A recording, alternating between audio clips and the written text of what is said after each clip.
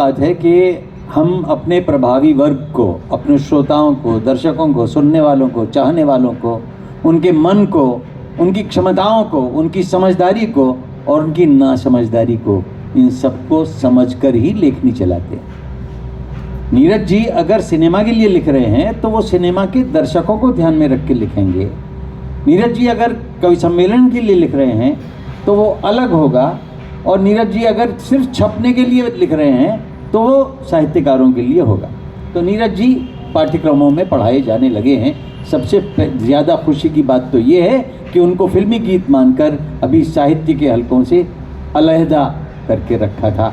हम इस नए युग का अभिनंदन करें कि नीरज जी भी अब पाठ्यक्रमों में पढ़ाए जाने लगे हैं, क्योंकि हमने लोकप्रिय साहित्य का भी तत्व देखा है, उसकी शक्ति देखी है।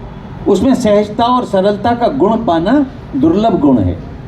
कठिन लिखना आसान है, आसान लिखना बहुत ही कठिन है।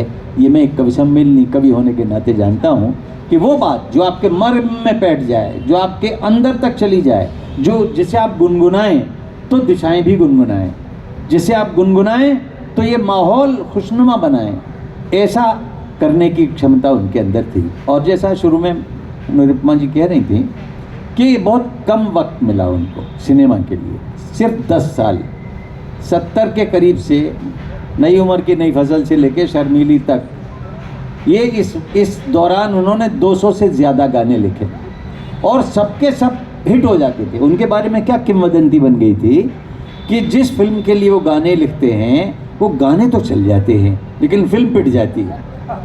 तो ऐसा दाग धब्बा लग गया कि फिर बाद में अंतिम दिनों में संगीत निर्देशक भी कतराने लगे कि भाई हमारे गाना तो इनसे लिखवा लोगे लेकिन फिल्म नहीं चलेगी। लेकिन जब वो अपने इस आरोप के कारण मुंबई छोड़ के अलीगढ़ वापस आ गए तब शर्मीली चल गई।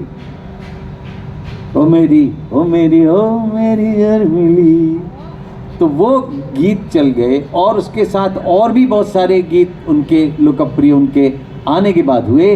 फिर फिल्मी दुनिया ने उन्हें लाख बुलाया लेकिन नीरज ने दोबारा वहाँ पाँव नहीं करा, गए नहीं। और ऐसा साहित्यकारों के साथ होता है कि रूठ गए तो छूट गए, फिर ना मिलेंगे आप, फिर नहीं मिलेंगे। फिर वो फिर से कवि सम्मेलन की दुनिया में आ गए और कवि सम्मेलन की दुनिया ने उनको सर माथे चढ़ाया, उनका आदर किया, मान किया। अंतिम दिनों में 41वें श्री राम कवि सम्मेलन में जब वो आए थे तब डॉक्टर ने मना कर दिया था कि आप जा नहीं सकते। उन्होंने कहा मैं जाऊंगा, मैं कवि सम्मेलन में जाऊंगा, मैं जाऊंगा डॉक्टर साहब, तो स्वस्थ हो जाऊंगा।